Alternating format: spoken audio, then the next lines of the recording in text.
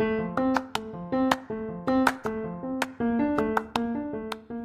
I'm Chris Ippolito, and welcome to the Get Coached podcast, where I'm documenting my journey from employee to entrepreneur while featuring the coaches that are helping me along the way. Each episode, these coaches provide actionable advice to help me and you, the audience, find more success as entrepreneurs. I invite you to join the journey so we can go and grow together.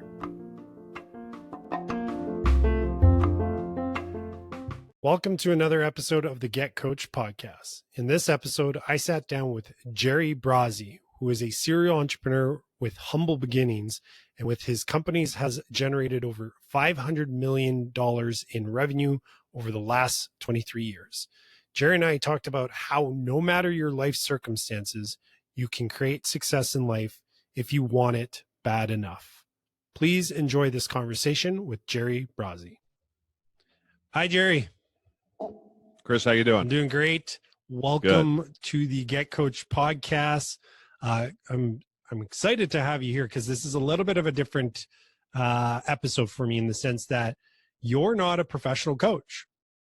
Right. But when we connected, which was on a Facebook group, and I heard your story, I had to extend the invite because I think there's just going to be a ton of value and lessons learned just from your personal journey of what you've achieved. So do you mind sharing a little bit about your background and kind of where you came from and how you came to be where you're at now? Sure. I guess I'll tell the very end to help so that we understand the beginning. I have owned and operated and bought and sold over a dozen companies over the last 23 years. And those companies have generated I'm about to hit $500 million in revenue, and I've had 10,000 employees. So that's kind of where I am now. And it's important to know that, I think, that when I tell you where I come from, and that's really the message that I'm trying to get out. I am number 7 of 9 children. My mother had, believe it or not, my mom and dad had 6 kids when they were 22 years old. And they started at 17. And so my mother had a 0-year-old and a 5-year-old, 6 kids, if you can imagine. They're less than a year apart on average. So my mother was pregnant for 6 years. And so then 7 years go by, and they're, good Catholics and had the kids. And then 7 years go by, and I was a mistake. They had me on accident and didn't want me to be an only child. So I have a little brother and a little sister. And so that was my beginning, very poor, very, very humble beginnings, lots of powdered milk. To anybody who's never had the government give you powdered milk or cheese. It's something to be experienced. There's probably the worst part of all the things that happened to me as a kid was having to deal with powdered milk. And so that was kind of a way of life.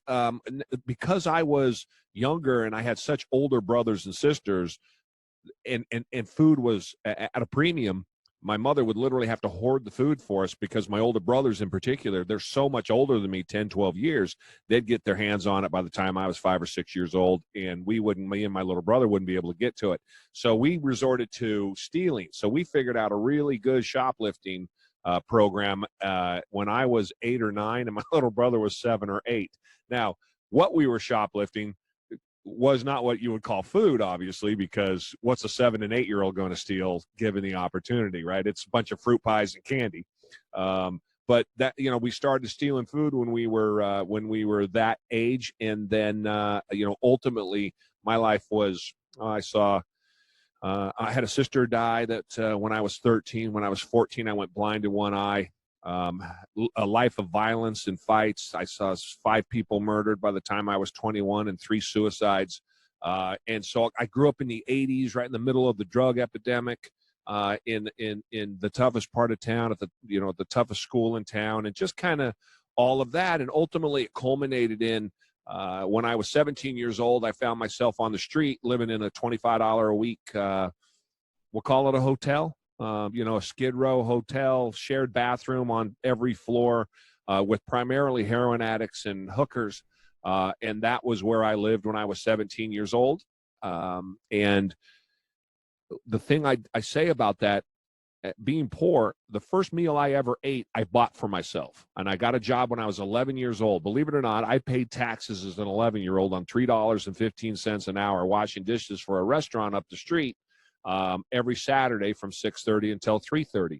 And then I'd take that check. I remember the very first time I got that check, it was $17 and change. And I took, after taxes, and I took that check and I went down to the local store. I cashed it and I got all ones. And I got all ones because that's what the rich guys did, right? They got that roll and they could thumb through those bills. Yeah, the wad of cash. So, yeah, it made me look like I had a lot of cash. And so that's what I did, because I always had a sense that that, you know, I wanted to have money and I wanted to be rich. I didn't even know what that meant really outside of comic books and television.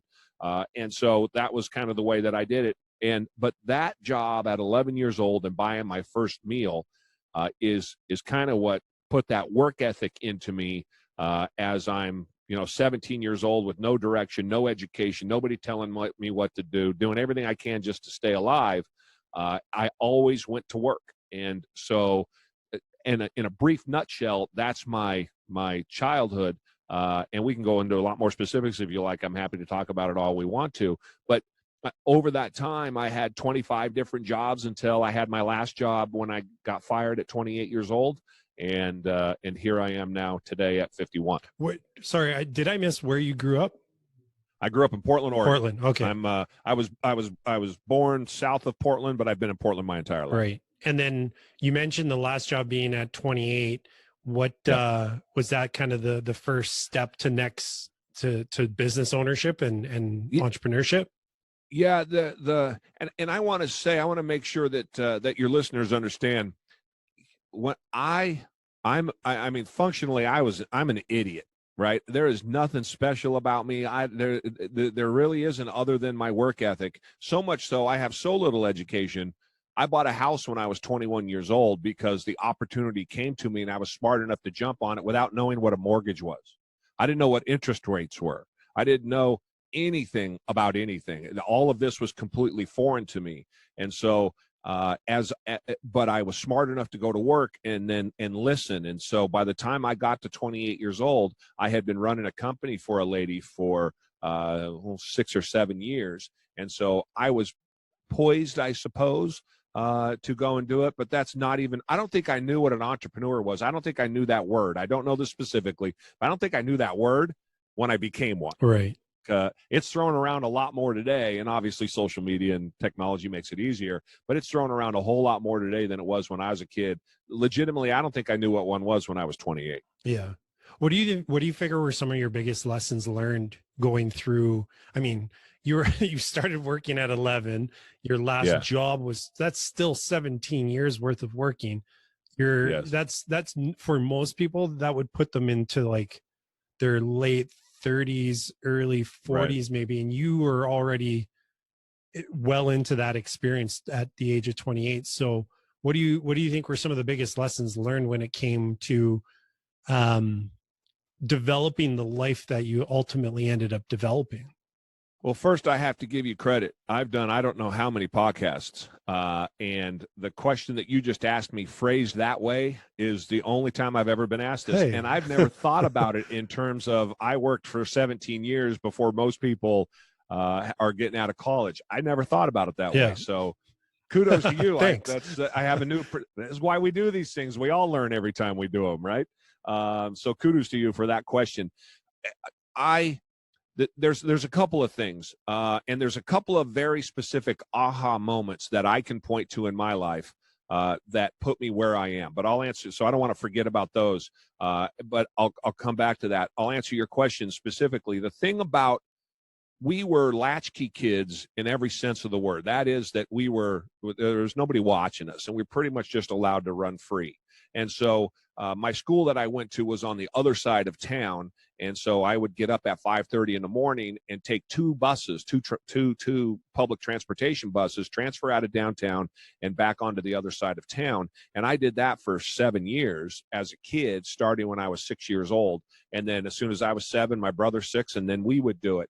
And we would get kicked off of the public system and have to find other buses to get, because we were such terrible kids. But I grew up very independent I mean, you can't even imagine what I did as a 6 or 7 or 8-year-old on my own by today's standards. And so that gave me a very strong sense of independence. And it also gave me a fearlessness that I think has benefited me tremendously. I tell business owners all the time, and I have lots of conversations about business. And the one thing I tell them before you start or do anything is you can't have fear. Fear will stop you. You can do all of the planning, and you can do all of the money in the bank, and all of the this is what I'm going to do, and all the performance, and all of the balance sheet projections, and everything else. But if you have fear, you'll never get to any of those steps. So you really have to learn to conquer that fear, or work in that fear state, make decisions, and move forward. I was, avoiding. I was avoiding all kinds of violence when I was 10 years old. And that fear, I'm assuming, and I don't know this, but this is what I attribute it to, was probably beaten out of me at a very early age. And when I got my job at 11, it was natural for me. It wasn't any big deal as an 11-year-old to be working. It wasn't. It was natural. I don't remember it being anything other than this makes sense. And then here's the thing about where I used what I learned secondary that has got me where I am, I think, is that that first job at 11, I was like, oh, I see. I can get paid for doing this work. That's cool. Who will pay me more? And so then at 12, being the kid that I was, I moved to International House of Pancakes because they would pay me 30 cents more to wash dishes Saturday and Sunday. And I had to be there at 6 o'clock in the morning. I'd get off at 3:30 in the afternoon. And I did that for a year. And now I'm 13 years old, and the next job would pay me a little bit more. I went and helped install carpets on the weekends and at night. This is I'm a grade schooler. But each job that I got, I was not afraid to move to that next job. I had no fear about it. If you'll pay me more, I'll go to where the other job is. Now, always gave 2-week notice, always gave the people I was working for the opportunity to pay me more. But if they wouldn't, then I moved on. One of the best jobs I ever had in terms of what's helped me here today is I worked at McDonald's when I was 16 years old. And working at McDonald's, I use systems that I learned at McDonald's today and I worked there when I was 16 for 9 months. And I learned programs then that I use today in my business. And I've used today in my business for 20 years. And so that was then Safeway paid me more than McDonald's were to work in their produce section. So off I went, and on and on and on and on. And so I probably have had 25 jobs, if I were to sit down and write them down, 20 to 25 jobs in that 17-year period, and really I worked at one job for 6 or 7 years. So you're talking about a 10-year period. I had 20 jobs. Anybody that would pay me more, I would go work for them. I was promoted at almost every job I ever had because, and we'll talk about work ethic and what I think it takes to get ahead. But almost every job I got promoted. So what that did is it just put me in demand. And because I wasn't scared, I moved on to the next job. It didn't bother me to go to the next job. So when I'm 28 years old, and the opportunity presents itself to go into business, something I knew nothing about. When I tell you the specifics of it, you'll go, I don't, how do you do that? Didn't bother me at all. It made sense. And this is the thing too. Perspective is so important because if you don't lose perspective, I've been poor. I've been as poor as you can be poor. It doesn't scare me.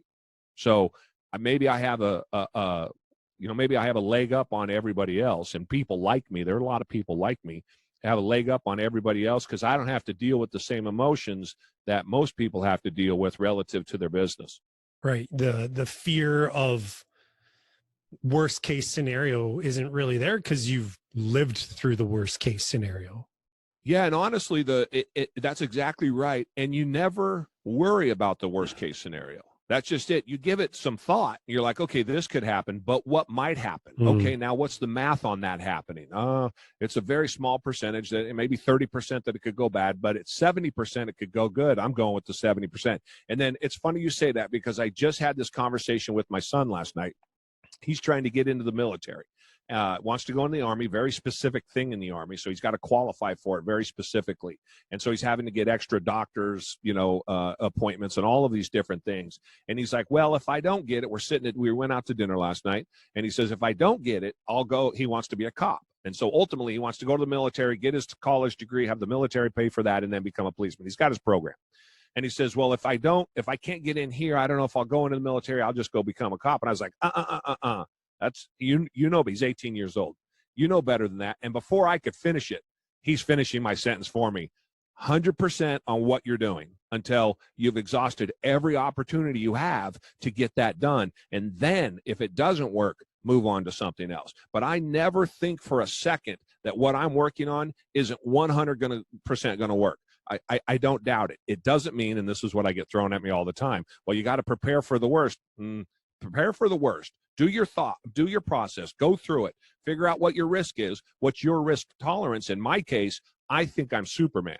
I think I can fix anything. I think I can make everything work. Now, this has cost me millions of dollars, but it's made me millions of dollars on the flip side to it. So I think that's important for understanding the mindset of an entrepreneur, particularly one like me. I always think I'm going to come out on top, and I never look at the negative once the decision is made. Make the decision. I'm in the deep end. I don't have a choice. I'm surrounded with water, and I got sharks going around me if I don't perform. Yeah, I like that because I think it's what's that phrase of burning the ships kind of thing. So what you're suggesting is be aware of the worst case scenarios and the risks and whatnot, but don't like have this plan B always in the back of your mind. Is just go 100% focus in the endeavor that you're pursuing.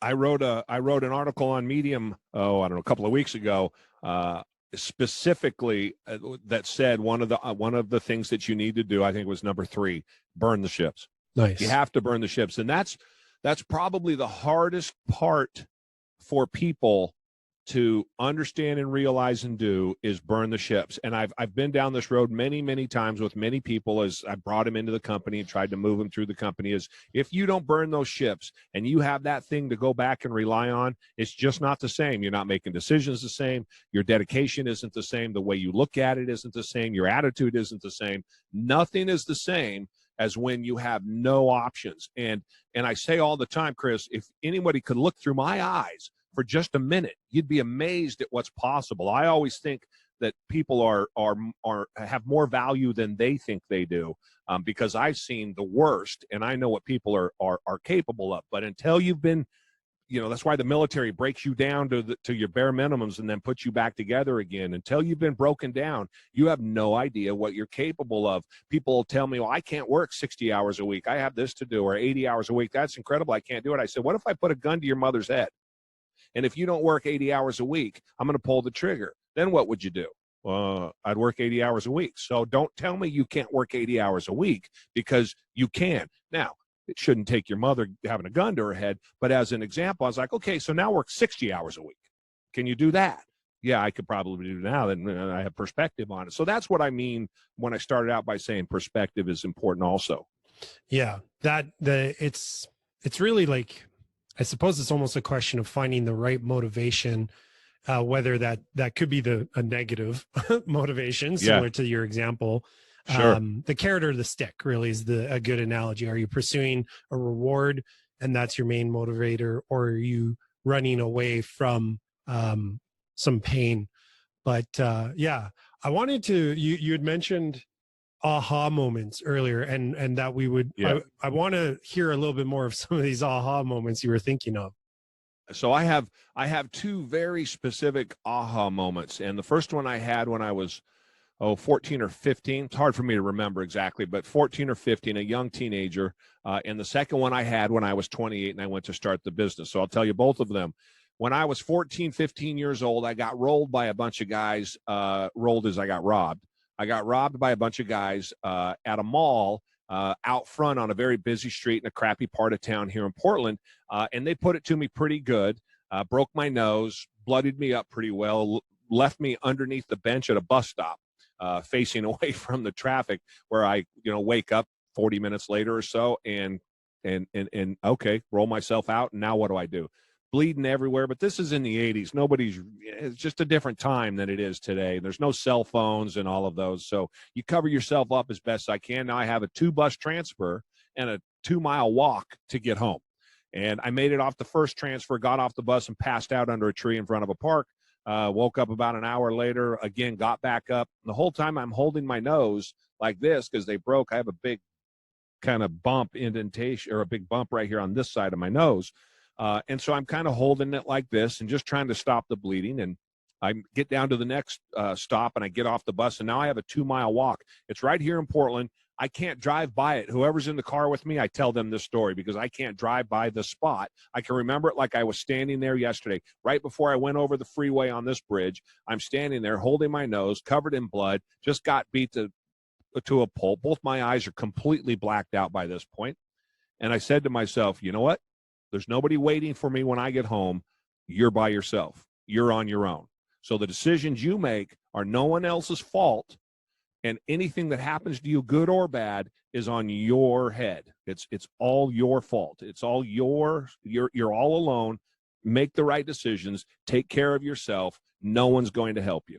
And I remember that like it was yesterday. And I think I don't know that it took, the next day. These things tend to take time. And then you have some experiences that you can incorporate that into. So for me, from an independent perspective, that kind of brought together the life that I had up until that point at 15 years old. And then it set the stage for the life that ultimately I was going to have. I've never forgotten that you can't rely on anyone else. I'm not saying that you can't rely on anyone else. I'm saying that figuratively, you can't rely on anyone else. And so for me, being a manager and having people and growing a company, I think about that all the time, that it's 100% rests on my shoulders, and any decision I make or gets made on my behalf is my fault. And if I was to point to anything that I could, besides getting rid of passive aggressiveness, if there's anything I could point to in business that would be a benefit,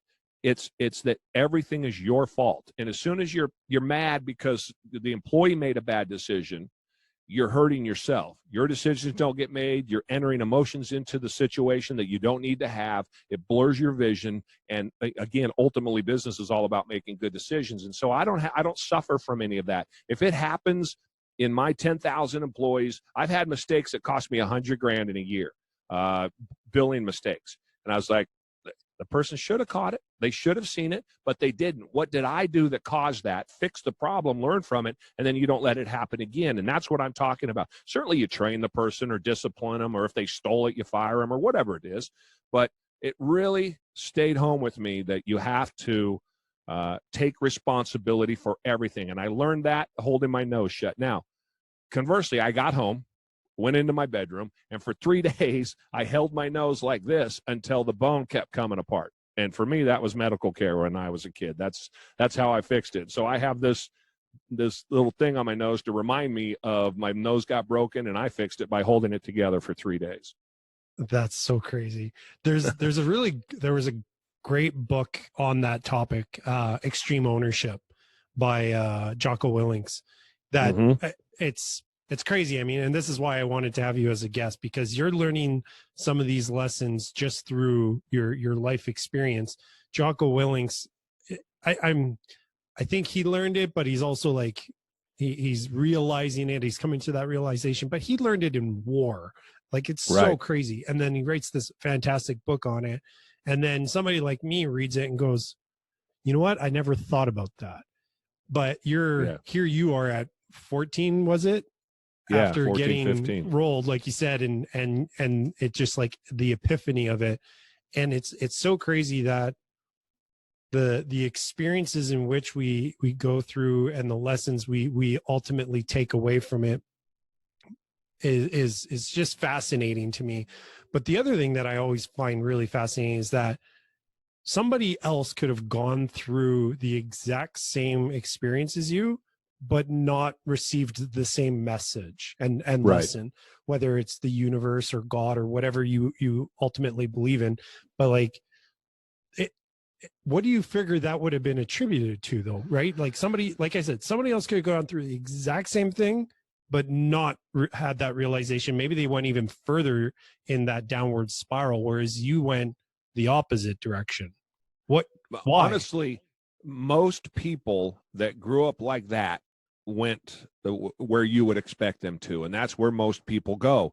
I say all the time, I have friends who are a year older than me. I'm 51, they're 52. I have two friends that are great grandparents. So they got pregnant as a very young teenager. Their daughters got pregnant as teenagers, and now the granddaughter got pregnant as a teenager, if you can imagine it. So now you're 52 years old and you're a great grandmother. So that behavior, it just continues. I call it, it's institutional generational poverty. It never goes away. And so for me, very young, that independence that I got as a young kid, I just had a mindset about me. Now, you got to remember, I have older, way older brothers and sisters, whole family ahead of me. So by the time I'm 12, 13, 14 years old, my brothers are in jail, they're dealing drugs, they're addicted to drugs, they're in trouble, they have kids, they got married as teenagers, all my sisters got married at teenagers. You know, I had these examples in front of me that if I just stopped and paid attention a little bit, it could change my life. But having said that, and I got to tell you a much more important story. For me, it was, I say all that to say, you know, all of your experiences kind of coalesce, and that's who you become. For me, it's one person. When I was in the 7th grade, so right after I got rolled, and right about the same time, I'm in the 7th grade, moving into the 8th grade, and I get introduced to a 7th grade teacher. I'm from Portland, Oregon. I'm a huge sports fan, and nobody in my family even plays sports and any of those things. So I was kind of an island by myself already. And I met this guy who was my 7th grade teacher, and he was a youth pastor. And so he and I hit it off, and he was a big Dodgers fan. That's why I'm a big Dodgers fan to this day. And he and I hit it off, and my sister died in my 7th grade year in December, and my family moved off to Montana. My parents had a restaurant. They bought this little restaurant in Montana and kind of ran away from it all. And I didn't want to go. And so he let me live with him. And he had 2 daughters. One was 5 years younger than me, and the other was 6 or 7 years younger than me. So younger daughters than I was, about half my age, and his wife and him. And he showed me, in living with them. Now, I ran that thing out. 9 months later, they had to send me packing because I was such a punk. But for that 9 months, I mean, they fed me. The first day of school, I had a lunchbox like a construction worker would carry, and I thought I was carrying everybody's lunch, you know, for the whole family. And I was happy to do it because this sucker was heavy, and you open the top, and instead of where the thermos should have been was a whole can of canned peaches. And I thought, okay, there's 4 peaches in there. There's 4 of us going to school. Everybody gets a peach. That's cool. I thought as long as I can drink the syrup, I'm happy. No, it was my peaches. I remember that, Chris. I'm 13, 14 years old, and I remember that like it was yesterday. That's the first time I ever got fed like that. And so I saw how a family can work, and I saw how life can work. And he'd play catch with me and take me to his softball games, and we went on a vacation. I didn't know what a vacation was, right? What? Families leave and go do things together. And so we went to L.A. and we saw a Dodgers game. 2 things from that. Ever since my kids were little, we rent a house down in L.A. in the summertime. They go do their swimming pool and stuff, and we go to Dodger games at night. We pick the week that there are 10 days that they're in town the most, and we might see 7 games. Since my kids were tiny, because of this person. Jump forward.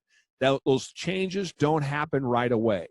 And so go forward 30 years. I had never talked to this guy since they kicked me out of the house. Not for any reason. I just never, you just move on.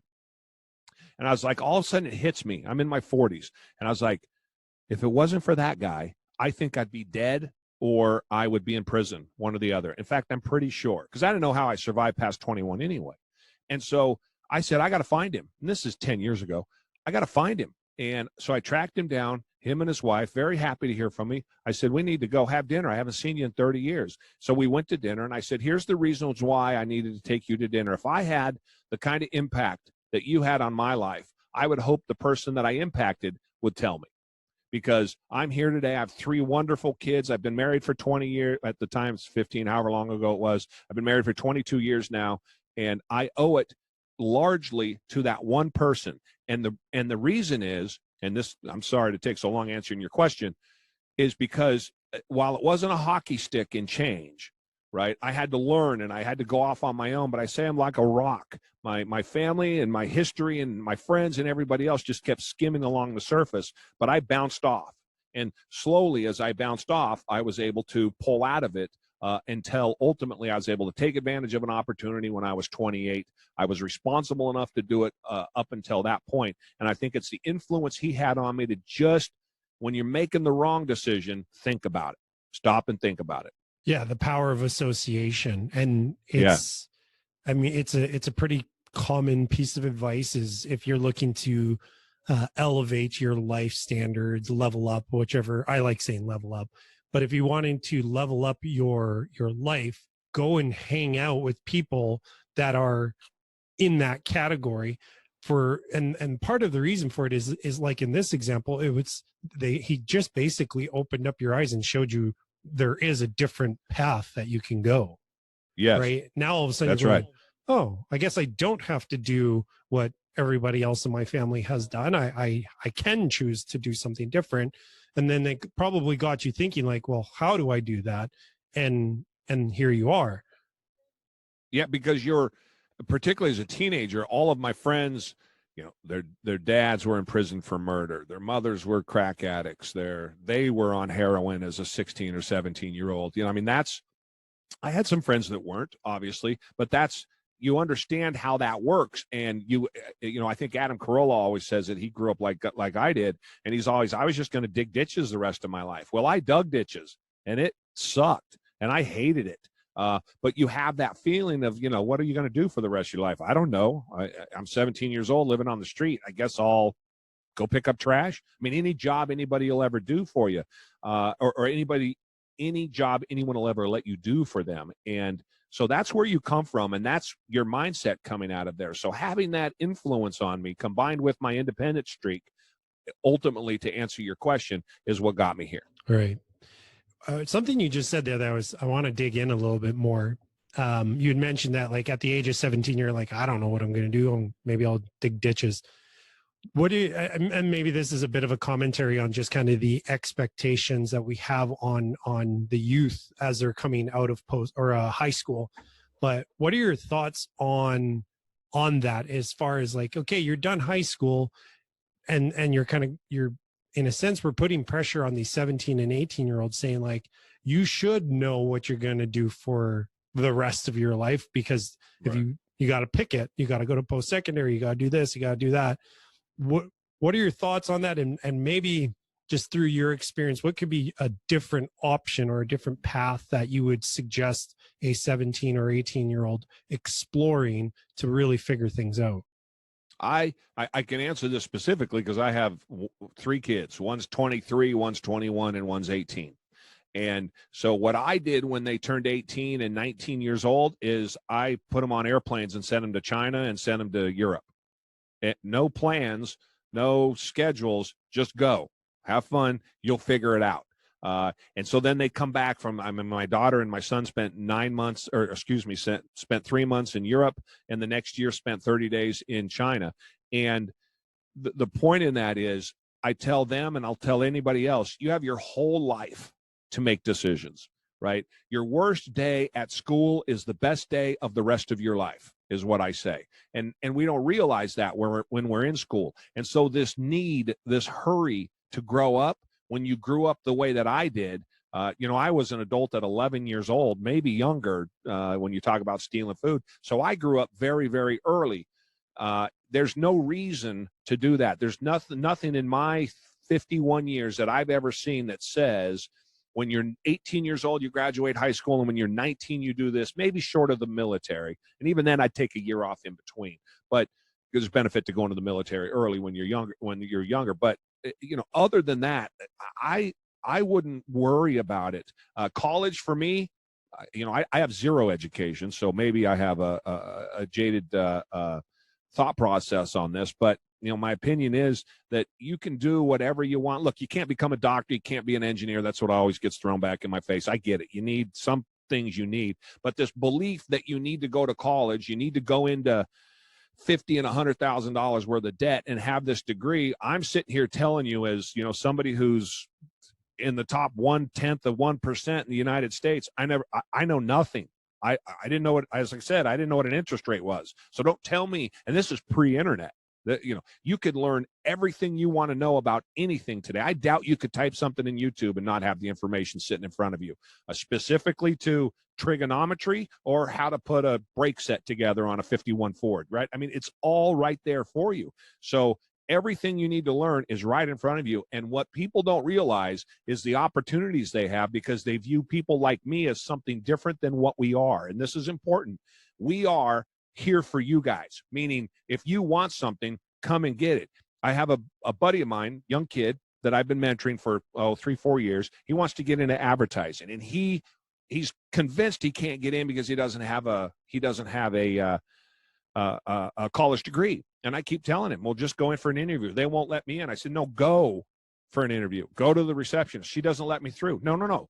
Go to the what would I do? I'd go to the receptionist every day until she lets me through. And I'd bring her something every couple of days. And I'd say, hey, did Mr. Williams come out yet? No, he hasn't, Jerry. I told you I can't get. I know, but maybe just drop Mr. Williams a note. He's not answering my call. That's cool. I'd love to work here. I'm happy to wait all day if he can just get me a minute.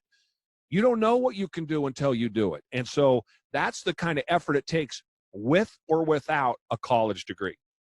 That's the kind of effort it takes to get ahead, regardless of what you do. And that piece of paper isn't going to make the difference between whether or not you get it or don't get it. I never hired off of a piece of paper in my life. 10,000 employees, I've never hired off of a piece of paper. I could care less. I want to look across you at the table. I want to look in your eye. I want to have a conversation with you and pick the best person. In fact, many times I pick the smarter person with a lot less skills, with a lot less knowledge. Right? But they're smarter. I can tell. Maybe a little bit more street smart, maybe a little more common sense. And it's not 100% right. We fail on everything we do. But generally speaking, I've been very successful because I hire you, the person. I don't care where you went to school. I don't care what your degree is. I don't care about whether or not you've even done the job. Billy, my producer for this podcast and all of my social, I had no idea how to do any of this. And I interviewed a bunch of very strong professional people before I hired him. He was the least qualified, and he was the best person for the job, as an example. Right. And what, so I guess, what is it that you're seeing? Because obviously a lot of this is coming from your life experience and having to just, like you said, mature a lot faster than your average 11-year-old. So do you think you could put into words, into context, what it is that you're seeing, like in somebody like Billy, who wasn't the most qualified, but obviously is doing a fantastic job? Because I've watched the production, I've checked out the social media. So what is it that you're seeing? The thing that I think we don't do well enough is life has become so regimented for all of us. If you go online, as most people do, and you listen to guys like me and guys like you, we're sitting here trying to give advice and have podcasts and let people learn. It's this space that we fill is so full of redundant sayings, right? Redundant things that people just regurgitate all of the time. And so when you're online and you're trying to learn how to buy a house or buy an investment property, they'll give you every box to check, right? And I can tell you that buying an investment property, and I can't remember how many. I check half those boxes, and the other half, here's the important part, and the answer to your question, I have to wing it. You have to trust it, right? Is there enough money to put 10% of it into a maintenance fund so that 14 months down the road, if something does happen, I'm going to need that? No. Okay, I pass on it. You know how many of those I bought that didn't have a 10% maintenance fund that I never heard back from that house again? It just paid rent every month, year after year after year after year. So it's good. I'm not saying don't do it. I'm just saying for the ones that get ahead, you make that call and that decision based on your gut. And life in success is a lot about gut and a lot less about emotion. I said that earlier. You got to take the emotion out of it. You got to take I think I'm doing the right thing about it because I watched somebody online that told me how to hire and fire people and check boxes and ask questions and see what, all of those things. Nah, sometimes you just got to take that piece of paper, throw it away, sit down and have a conversation. That's what you got to do. Right. So that would be my answer. And it's just in the conversation like this. You get to know somebody when you sit down. I don't know. Billy's sitting across from me here. We probably talked for 2 hours the first time you came in. And I interviewed 8 or 10 people for the job, but I had 2 hours that I set aside for each one of them for as a job like this one, because they're going to be working directly with me. And I don't need 2 hours, but you get to know people very quickly when you just have a conversation in the context of building a friendship, maybe, or building a relationship, not building employee-employer, not having that dynamic. Right. You just got to relax it and talk to people. And we don't talk to people. We're busy checking boxes. Yeah, I like that a lot, actually. I had a question I wanted to ask. Do you think, is it possible to develop that gut instinct in a sense? Do you think there's, I guess, is there an active way to get better at kind of listening to your gut, or your intuition, I suppose, is a different word that somebody else could use? Yeah, it's a buzzword for me, and it's perspective. And as long as you know, introspection and self-assessment is so important, because as long as you're aware of what stops you from doing something, you can then do something. I'm not a proponent of do what you're really good at, and only do and concentrate on that, and let other people do what you're not good at. I'm not a proponent of that at all. I may not do it. I hate accounting. I hate the minutia. I can't sit still for 2 seconds. I have the attention span of a fruit fly, right? I can't do it. But I need to understand it. I need to know it inside and out because it affects me. So I dig in deep. I sit down and concentrate hard, and I understand that now inside and out. But it's not what I'm good at. I hate doing it. So what I'm good at takes care of itself, and I never have to think about it. What I'm not good at, which is what can hurt you the most, is what I advocate for everyone to concentrate on. But in today's feel-good world, we want to do things that make us feel better. So in that context of doing those things that you're uncomfortable with, that makes you face yourself and understand that I have to fail on a regular basis, which is growth in and of itself. But by failing on a regular basis, it's something you're not good at or something you don't know about. Clearly, you get better at all of those things, but you also get better at everything. And part of the thing that you get better at, particularly being that introspective, is developing those gut instincts, because gut instincts come from perspective and experience. And if your perspective is in the right spot and your experience is in the right spot, it will help you immeasurably. I've hired many recovering addicts straight out of prison, drug dealers. I've had 3 or 4 in the last 15 years, and one of them runs one of the biggest companies I have now. And so you don't know. And they came in and started at minimum wage, answering phones, whatever the job was. But you see something in them, and regardless of what it says on their resume or where they've been, I look at the person, and for the most part, it's worked for me. You've kind of said something a couple of times. Now I have to ask. So yeah, I feel like I have a developing skill in reading potential in people.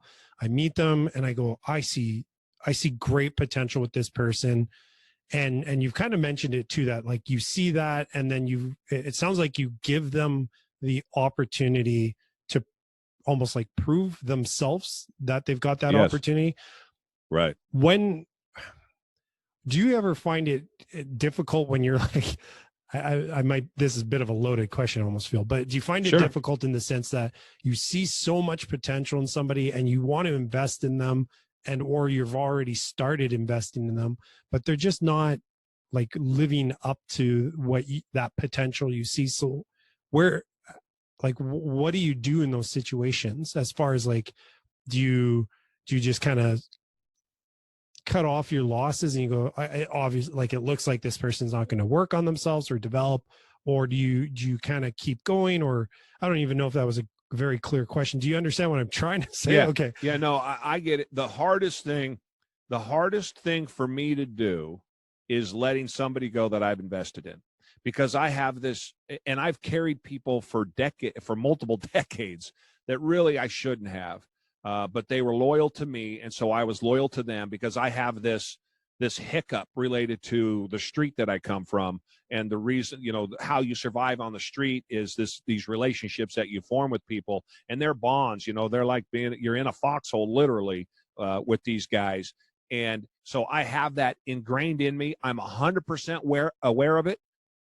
I try, I really try, but I give way too much, and rarely do I get back anywhere near what I give. And yet I just keep giving. I'm too stubborn to learn. And my assistant's always going, "Are you sure you want to do that?" And I'm like, "Yeah, it's the right thing to do, or we're going to do it anyway. I know it's going to screw me over, but I'm going to do it anyway." So I want to preface it by saying I'm speaking from that experience that I'm terrible at this.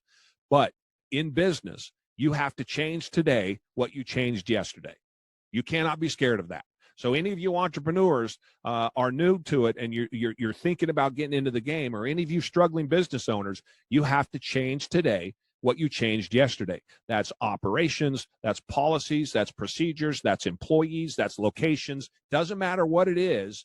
You have to change it. Could be getting rid of customers. Back in 2005 and 6, I realized that my two largest customers were 90% of my workers' comp claims, and that took the value of those customers to the point where I wasn't making money. And in 30 days, I cut $2.5 million worth of revenue.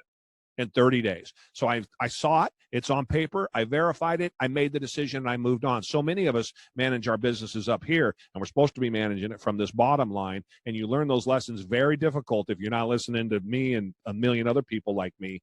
And so that changing today, what you changed yesterday, mantra should be on the front door of every business, because you have to, no matter how difficult it is, you have to just cut your losses. And I'm very bad when it comes to the human side of it at cutting my losses, because I'm loyal to a fault.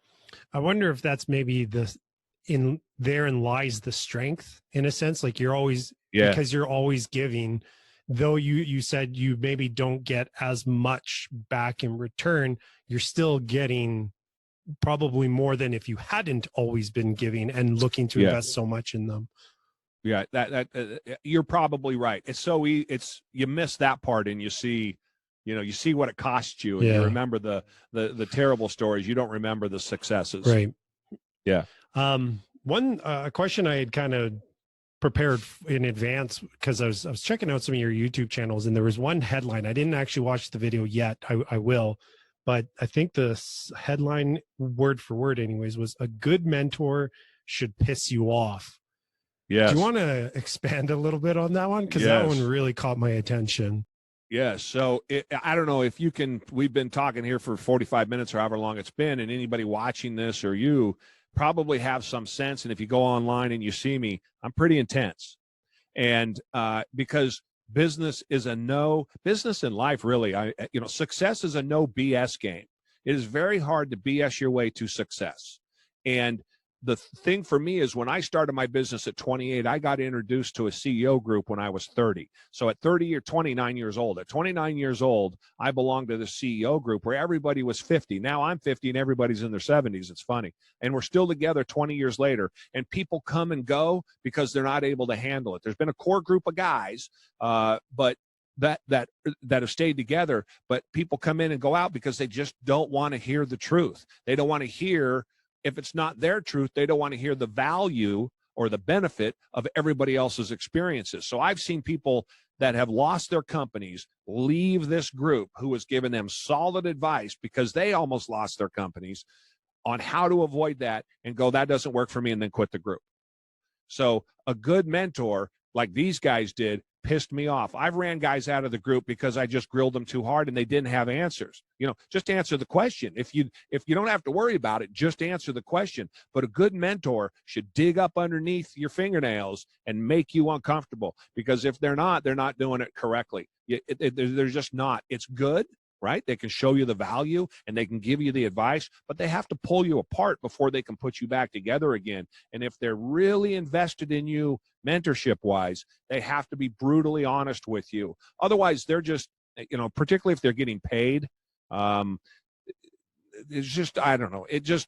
I see too much where people are just hearing, bromides. They're just getting the little sayings, or they're just kind of doing the same kind of thing. And I'm talking about digging in, set all this stuff aside. Chris, let's you and I have a conversation. What's going on with business? And then I'll stop you and say, "That's the dumbest thing I've ever heard. Here's why this is dumb." And then I'll give you the value of my 35, 40 years of experience on that one subject, and you're free to take it or not, obviously, but that's the whole reason we're together, is you want to find somebody when you're looking for a mentor who's been there and done that, somebody who has experience, somebody who's been through the wars. That's the best mentor that you can find. And if that person has been through that and they're sugarcoating with you, I would check the rest of their resume, because chances are they didn't get where they think they got by not telling you the truth and being straightforward. I call them adult conversations. Everybody has to have adult conversations. And if you can't, they're hard to have. That's why they're adult conversations, either in life or in business. Either way, to find success, it requires adult conversations. There's no passive aggressiveness in business. There's no passive aggressiveness in a successful life. And it's a disease, passive aggressiveness. If I could bottle an elixir and sell it, I'd never have to work again a day in my life to get rid of that passive aggressiveness. So that good mentor should piss you off 100%. And by piss you off, I mean make you think, challenge you. Yeah, like make you feel uncomfortable, Yes. exposing false beliefs and whatnot. Yeah. Another one of my Instagram posts, if you kept looking through it, there a video is, you have to live in the uncomfortable. So my life, I'm not comfortable unless I'm uncomfortable. You should always be uncomfortable, because when I'm comfortable, I get nervous and I look around. I'm not doing something right. Money's walking out the door. Early on, I was much more uncomfortable than I've been as I've gotten more successful. And I probably cost myself more money today than I ever did back then by being comfortable. And so my instincts go nuts when I'm comfortable. Something's wrong. I got to tear something apart. I got to go after that. I got to look at this. So you have to live in the uncomfortable to find success. And for me, living in the uncomfortable in life and living the uncomfortable in business is what has gotten me success in both. And to that, let me tell you my second aha moment, because it dovetails right in, if I can, real quick. Yeah. I was 28 years old. I got approached by an outside group to start a company. I was running this other company. They sent me some paperwork. It was a pro forma and a balance sheet and a P&L statement. I was running this big operations. I'm 28 years old. People were twice that my age that I'd been managing for years.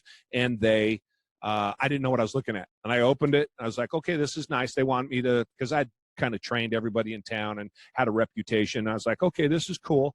Don't know what I'm looking at. And I had an aha moment holding that piece of paper in downtown Portland. I could tell you exactly where it was. I could tell you I was facing to the north, sitting at my desk. I looked at this piece of paper and I didn't know what I was looking at. And I said to myself, man, I don't know what this is. If I don't shut up and listen, I'm going to be sitting here when I'm 50. I'm going to be doing the same job when I'm 50 years old, because I know everything about this over here, and I'm good and comfortable at knowing everything about this. And kind of my life revolves around everything going on over here, because that's my hotspot. I said, no. I got to go find the smart people. There's so much more to life, because that piece of paper I was holding in my hand showed me that there was so much that I didn't know. For me, that's when I really entered the uncomfortable consciously. My life had been pretty uncomfortable up to that point, but that's where I entered the consciously entered the uncomfortable, because I got rid of all of my friends for the most part, because all we did is go to sports, watch sports, play sports, hang out at the bar doing sports, drinking and playing sports, the whole 9 yards. It was all revolved around that one thing. And I went, and in that one thing, I was kind of the dominant person and, had the biggest opinion. And I'm 6'4" and 260 pounds. So I'm the biggest guy and all of that.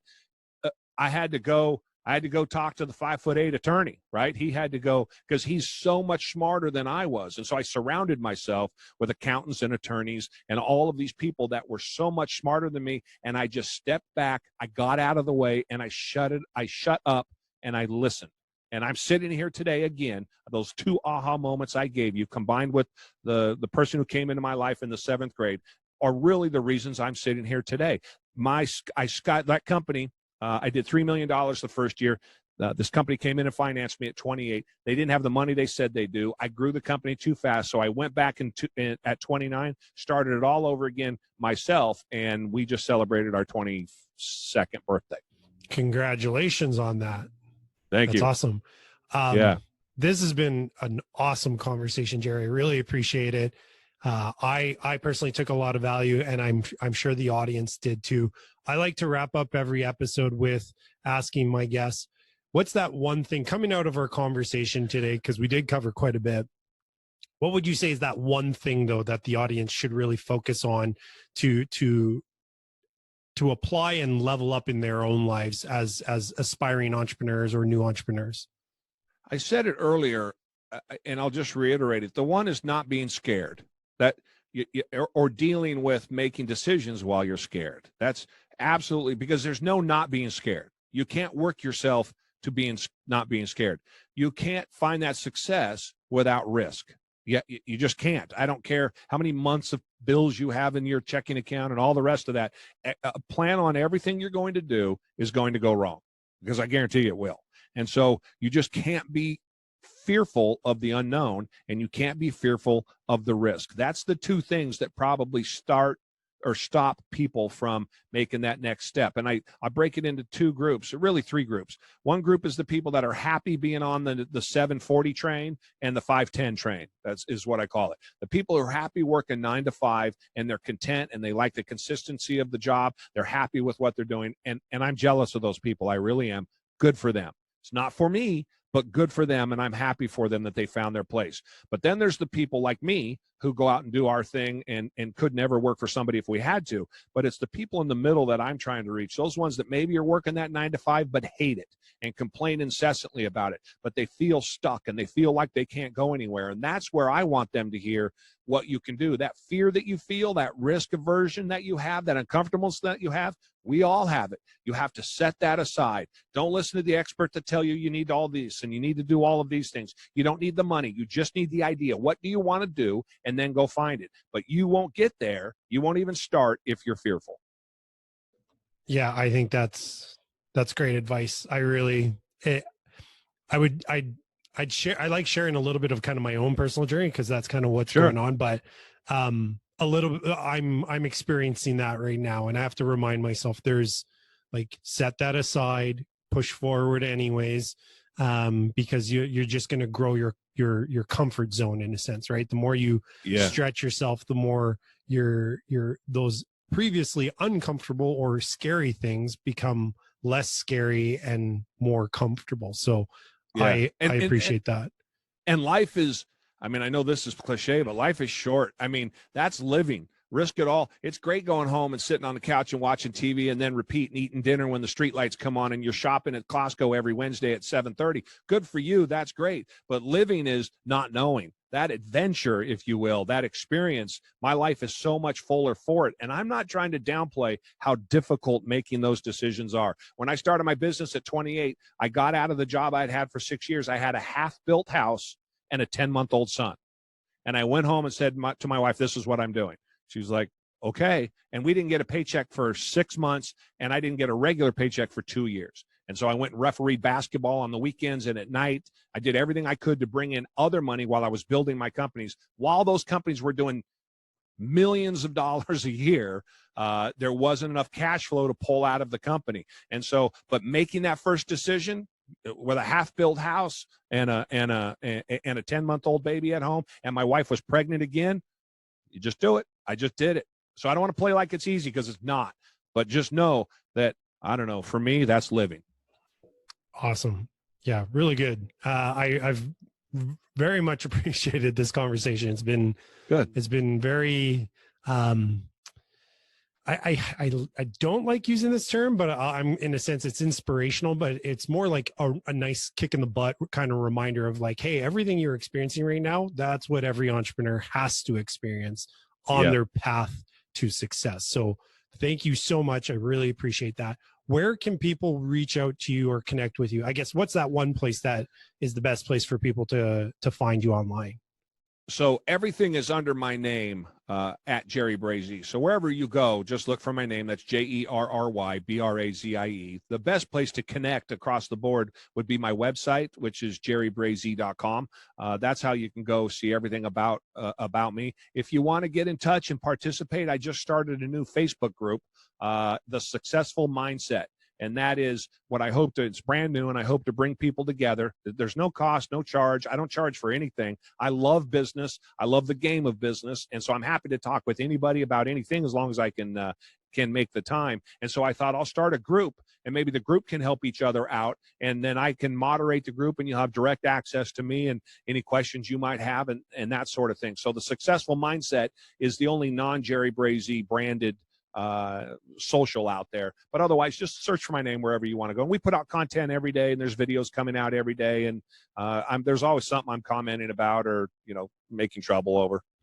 Awesome. I'll make sure to include your website and really everything in show notes in case people just wanted to use the show notes to find you. But I said it already, and I'm going to say it again. I really appreciated the conversation. I thought that was fantastic. And I'm sure the audience feels the same way. So thank you so much. And I really appreciate it. Yeah, Chris, I thank you on one real quick thing. The stories I tell in my life growing up, I have two things. I have humility and I have a giant ego. And that allows me for people to knock me over whenever they want because it doesn't bother me. But I never forget where I come from. And so when I dispense these stories and tell you guys this advice, it's from the heart. I get nothing from it. No one's paying me anything for it. I just want people to know what's possible. So with all humility, I appreciate and humbleness that you got that from that and other people get something from this because that's my intention. Awesome. Thanks, Jerry. All right. Thank you, Chris. Take care.